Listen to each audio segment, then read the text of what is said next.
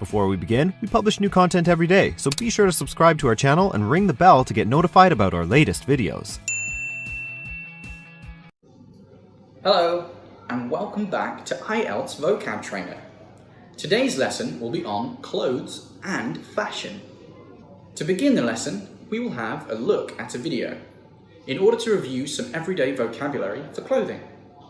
In the video, you will see a piece of clothing and you will have just 3 seconds to guess what it is. After that, you will see the answer, which I suggest you practice saying after the speaker in the video. So, how many can you get? Alright, let's begin. At this level, you probably already know most of the everyday words for clothes. However, I will show you some vocabulary, items of clothing or parts of them which are perhaps less familiar. What do you think this one is in English? It's called a dressing gown.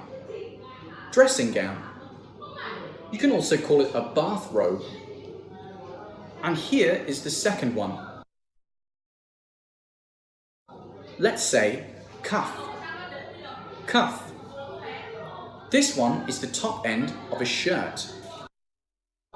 It's a collar. Collar. You might know this one. It's a zipper. Zipper. Or a zip for short. This one is the arm piece of a shirt. It's called a sleeve. Sleeve. Sleeves can be long or short. So using this word, you can describe a shirt as being long-sleeved, long-sleeved, or short-sleeved, short-sleeved. And finally, you might know this one as well. It's called a button, button. For the next set of pictures, we can view all of them together. So, say after me. Buckle, buckle. Slippers, slippers. Hem, hem. A hem is the bottom part of a piece of clothing, like jeans or a skirt that has been turned under and sewn. Next is laces. Laces, as in shoelaces. Heel, heel, as in high heel shoes. Can you dance in high heel shoes? I can't. And sole, sole, which is the bottom part of a shoe. Now moving on to a set of vocabulary for clothing materials or what clothing is made of. We have cotton, cotton. Wool, wool. Nylon, polyester, leather.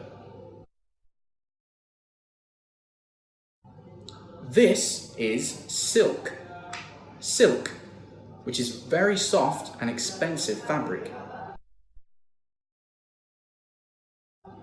Velvet, velvet. And here is denim, denim. Denim is the very strong and long-lasting fabric we make jeans from. Next, and the final one, is suede. Suede. The next set of vocabulary is related to clothing patterns. These words, along with the ones you have just learnt for clothing materials, can be particularly useful if you have to describe clothing or fashion. We've tried an activity like this before. I will show you a picture and you will have just 5 seconds to guess the answer for each pattern. Are you ready? So, what is it? Striped. Say after me. A striped t-shirt. Remember to stress the final t sound.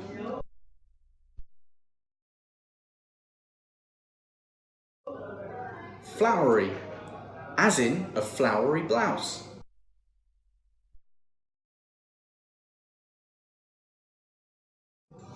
Checkered, a checkered scarf.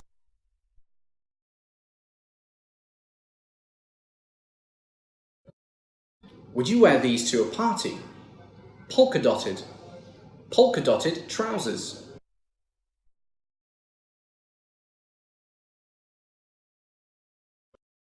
Spotted, a spotted coat. You probably noticed that polka dotted and spotted are similar. However, polka dots or spots are uniform in shape and colour, and spotted could have any size and coloured spots. That's the difference. And finally, plain, meaning no pattern. For example, a plain t-shirt. Here is some more everyday vocabulary for describing people's clothing. There might be some familiar words here, along with some new ones. I can explain some of the ones you may not know, and we can practice the pronunciation for all of them. Let's begin with the more general ones to describe people's clothing. Say after me. Lovely, lovely. Nice, nice. Pretty, pretty. Cheap, cheap. Elegant, elegant. This means very fine and luxurious. Smart, smart. When it comes to clothing, smart means neat and stylish. Next we have fashionable, fashionable. And stylish, stylish. Both fashionable and stylish have a similar meaning. Trendy, trendy, which is very stylish. Formal, formal. Casual, casual. Comfortable, comfortable. Scruffy, scruffy. Dishevelled, dishevelled. Scruffy and dishevelled are similar, though scruffy means the clothes look messy and old, while dishevelled is an adjective for clothes that are just untidy, but not necessarily old looking.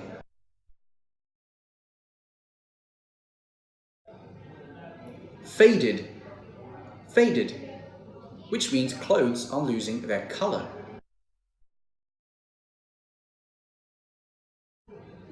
Second-hand. Designer. And outdoor. Designer clothing has the logo of a recognisable fashion designer. Outdoor wear is specifically designed to protect you from weather conditions such as wind, rain, and the cold. As you can see here, the next set of everyday vocabulary to describe people's clothing are related to how things fit. Baggy,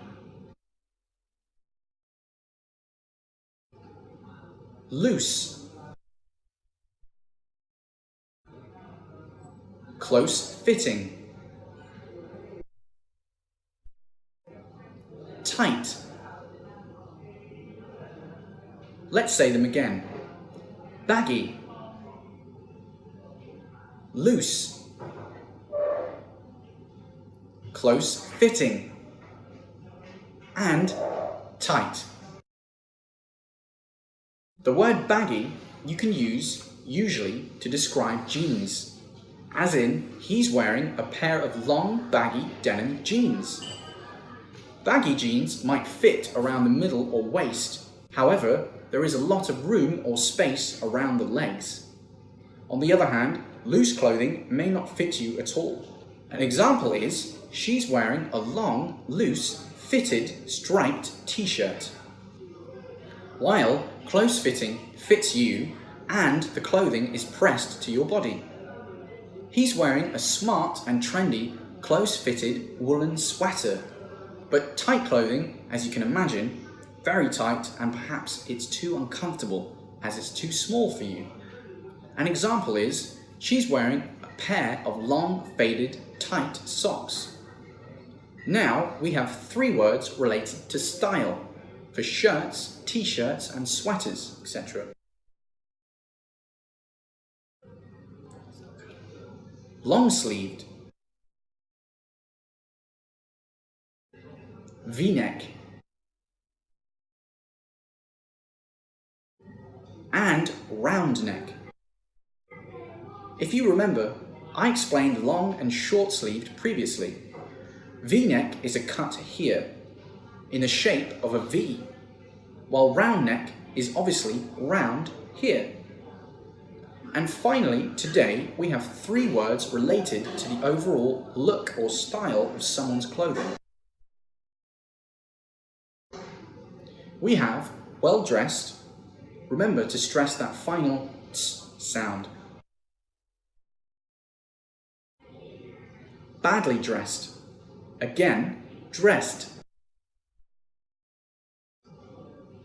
And old-fashioned. Stress the final d sound. In the next lesson, we will have a guest to give us some sample answers for part 3 speaking questions for clothes and fashion, and they will use some of the words that you've learned today. Part 3 is a discussion of more abstract issues and concepts related to the topic in part 2. The discussion lasts between 4 and 5 minutes. Did you know, overall, a candidate's speaking is assessed on fluency and coherence, lexical resource or vocabulary, grammatical range, and accuracy and pronunciation by IELTS examiners. You really should keep that in mind when you do the real IELTS speaking exam. I will give you some more tips about this in the future.